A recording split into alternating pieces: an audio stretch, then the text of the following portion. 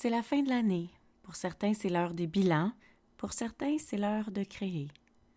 Et pour certains, c'est l'heure de célébrer.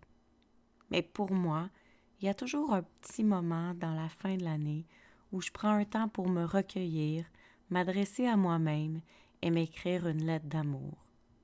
Je te donne tous les détails après l'intro. Parce qu'on a tous des vies occupées, des agendas surchargés et que malgré tout, on aimerait apprendre à se déposer. L'architecte de l'âme, c'est ta pause zen. Un endroit pour t'aérer le cerveau, arrêter de réfléchir et juste te laisser inspirer. Un endroit pour toi, pour apprendre à sortir du mode cruise control qu'on a adopté et recommencer à cultiver la joie. Ensemble, on va se les remettre les deux mains sur le volant. Bienvenue dans l'architecte de l'âme. Bienvenue chez toi. J'ai pris comme habitude de m'envoyer une lettre 2 fois par année. À l'époque, c'est moi-même qui postais la lettre et qui me l'envoyais. C'est sûr que l'effet de surprise n'est pas très là quand tu t'envoies une lettre puis que tu la reçois une semaine plus tard. Alors avec les années, je me suis trouvé des personnes de confiance et je leur ai demandé de m'acheminer des lettres. Je me donne entre 6 mois et 1 an pour la réception de la lettre que j'ai écrite. Je vais choisir le délai selon ce que j'ai envie d'écrire dans la lettre. Si c'est simplement une lettre d'amour, pour me donner de l'espoir, pour me donner du réconfort, pour me reconnaître, alors je peux l'envoyer dans 6 mois. Mais si elle contient un peu plus de projets, de plans, où j'ai vraiment envie de me projeter dans 1 an, voir comment j'aimerais me sentir dans 1 an, comment j'espère que mon année va s'être déroulée, alors je l'écris à Noël, pendant la période de pause, pendant la période de vacances, pour la recevoir en novembre prochain. Par cette lettre, je me laisse des pistes de réflexion, de référence. Je me donne le droit d'être qui je suis, puis je me donne aussi le droit de rêver. Je réitère mes missions, je réitère mes envies, je réitère mon focus.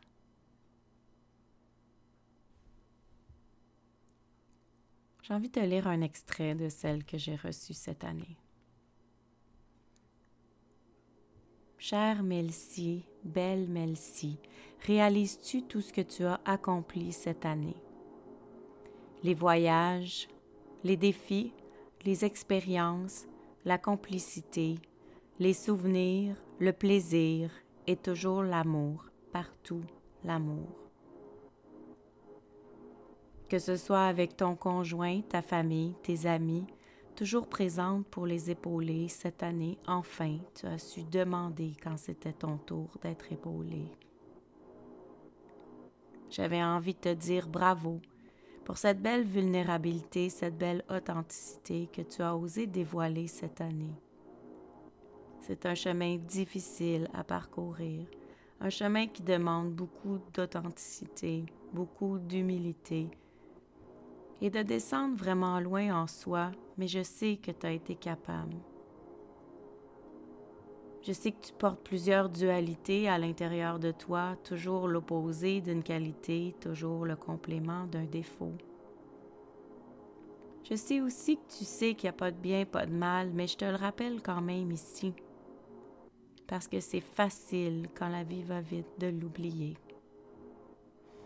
Belle Melcie, chère Melcie, réalises-tu à quel point tu es précieuse à mon cœur? Parce que quand tu t'oublies, moi, je suis plus en vie. Prends un moment pour regarder derrière toi tous les accomplissements cette année. Parce qu'au moment d'écrire cette lettre, tu n'avais aucune idée de tout ce qui se dessinait devant toi. J'espère que tu as découvert sous quel angle prendre ta vie, ta nouvelle vie, tes nouveaux chemins. Et j'espère que tu t'es donné du temps, de la douceur. Parce que cette année t'a changé de vie. Déménager, nouveaux amis, nouveaux conjoints, nouvel angle dans ta business. T'as rien laissé de côté. Même si t'es faite forte, même si t'es capable d'en prendre, même si t'aimes créer.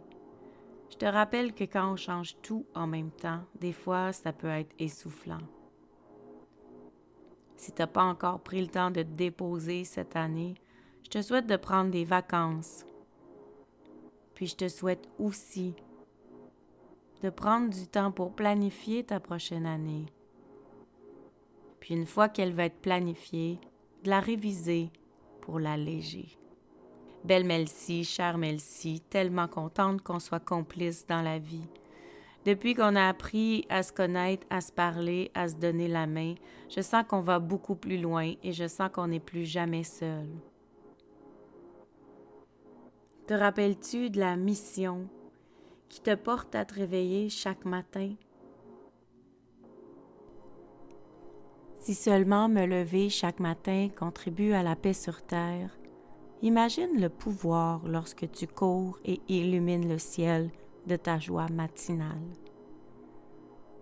Si ma destinée est d'embrasser ma créativité, imagine combien tu inspires lorsque tes choix sont en fonction de ton intuition. Si l'erreur n'existe pas et que seules les expériences comptent vraiment, imagine tout ce que tu peux créer juste en étant toi, sans pression. Et si la vie n'en tient qu'à un fil, alors imagine-toi funambule. Passe un merveilleux temps des fêtes. Colle-toi sur ton garçon. Vis de belles expériences. Laisse-toi encore émouvoir par tous les voyages. Et laisse tranquillement la naïveté réintégrer ton corps. Apprends à être surpris par la vie et ose t'empuissancer jour après jour.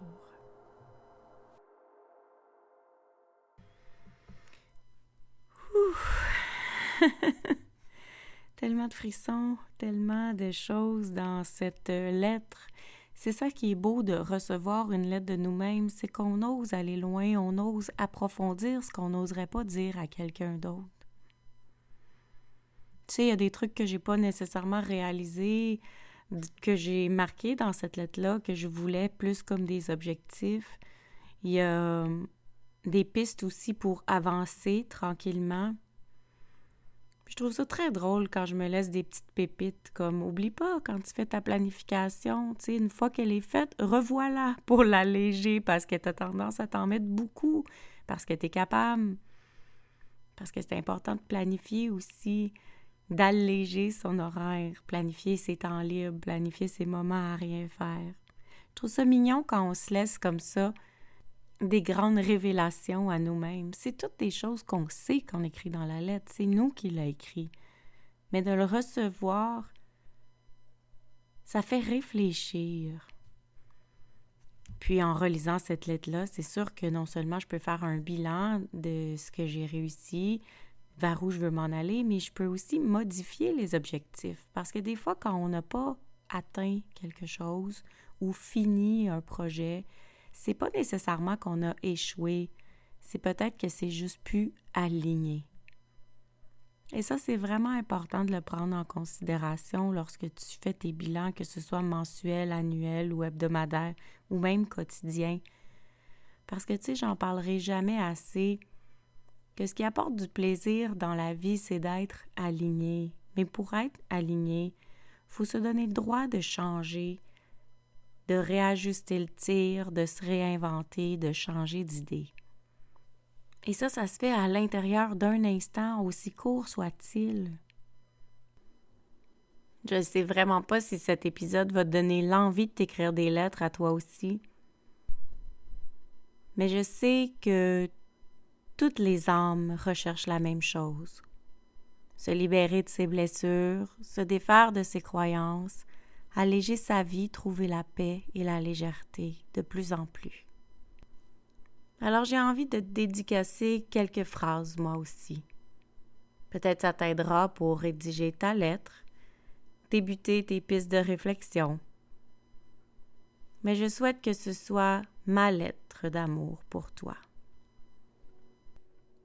Chère âme expansive et majestueuse, aujourd'hui, je viens à toi pour te remémorer de la mission que tu as choisie lorsque tu as décidé de revenir sur Terre.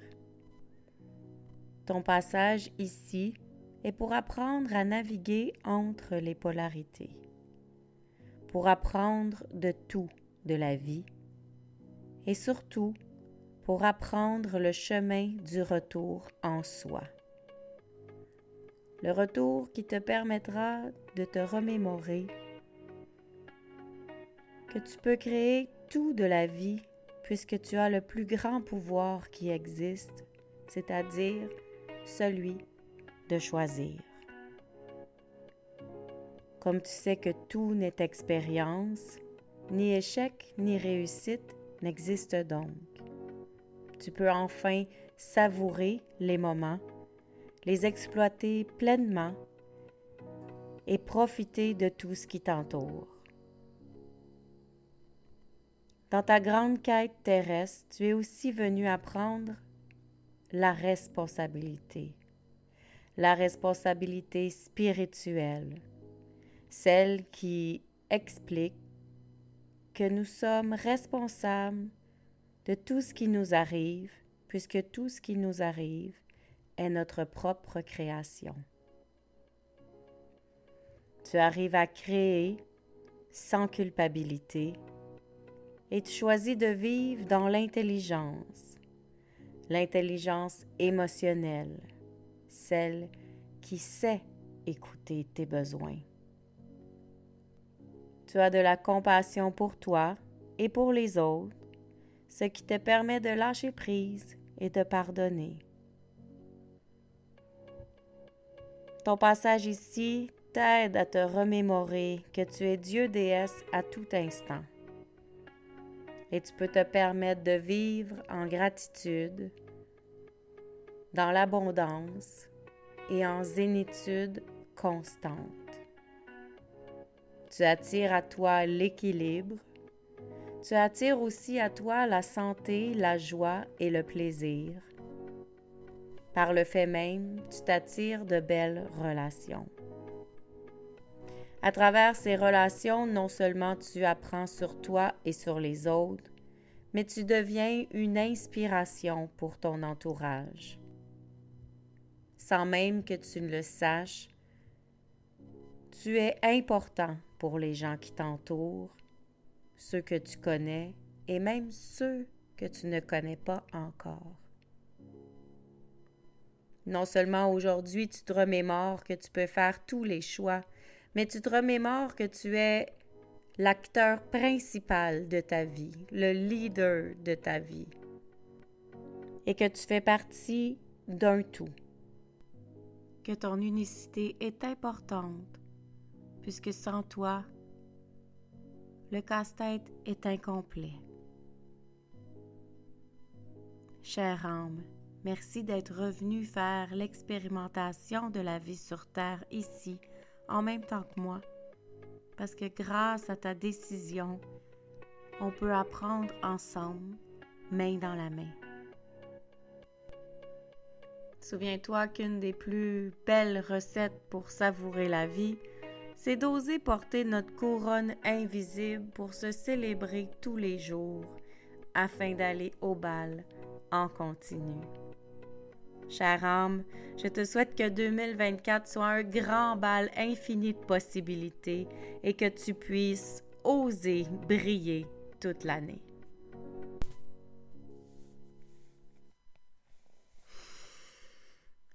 Et c'est ainsi que se termine notre douce saison 1. Je suis tellement honorée d'avoir été dans tes oreilles pour cette première année. Plusieurs épisodes à partager ensemble. Ça m'a fait chaud au cœur d'être ici. Je te souhaite un 2024 rempli de surprises et je nous souhaite une autre belle saison de l'architecte de l'âme remplie d'invités, d'outils et de moments zen. Mais pour pouvoir t'offrir une autre belle grande saison, L'architecte de l'âme fait relâche pendant tout le mois de janvier pour t'offrir une série exclusive sur les autrices de Là où poussent les lotus.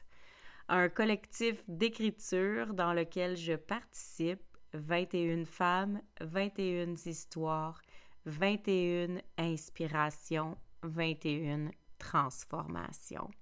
Alors, je t'invite à rester à l'écoute pendant le mois de janvier pour rencontrer ces magnifiques femmes que j'ai eu la chance d'interviewer dans le cadre de la sortie du livre. Le collectif Là où poussent les lotus va sortir au printemps 2024, mais je voulais te faire découvrir les autrices tour à tour avant la sortie du livre pour piquer ta curiosité et aussi t'amener d'autres types de pépites pour t'aider à visualiser ton année 2024, à bien la préparer, à bien l'accueillir et à bien t'y ancrer. Alors, je te souhaite de belles découvertes. Ce sont toutes des femmes extraordinaires qui ont d'excellents, d'inspirants et de beaux messages à livrer. Et pour nous, bien, on se retrouve en février. À tout bientôt! Gratitude fois 1000 d'avoir été ici. Ça me fait tellement plaisir de jaser avec toi. J'ai déjà hâte au prochain épisode. Entre-temps, si tu as envie d'encourager l'architecte de l'âme, va sur ta plateforme d'écoute préférée, laisse-moi un commentaire ou des étoiles. Puis surtout, abonne-toi pour ne rien manquer. Si tu as envie, tu peux aussi partager l'épisode pour m'aider à me faire connaître. Place-le dans ta story en me disant ce qui t'a le plus touché aujourd'hui. N'oublie pas de me taguer melcy.soul.architect pour que je puisse aller liker et te répondre. Je voudrais aussi prendre le temps d'ajouter mes gratitudes pour toi, de m'avoir écouté, mais surtout que tu aies pris le temps, ce temps-là, pour toi.